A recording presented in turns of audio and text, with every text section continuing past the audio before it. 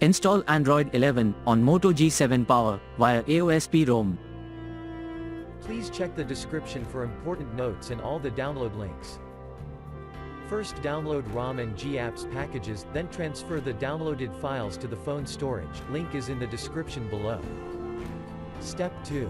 Boot your device into TWRP recovery.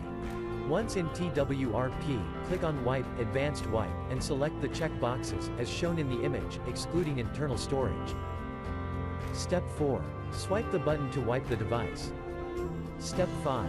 Go back to the recovery main screen, and tap on the Install button. Step 6. Navigate to the storage, and select the ROM zip file. Step 7. Finally, swipe the button on the screen to install ROM file. Step 8.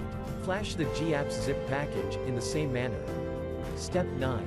After GApps flashing completes, select Wipe Cache and Dalvik from bottom left side of screen, and swipe to wipe. Step 10. When the flashing process is complete, hit Reboot System.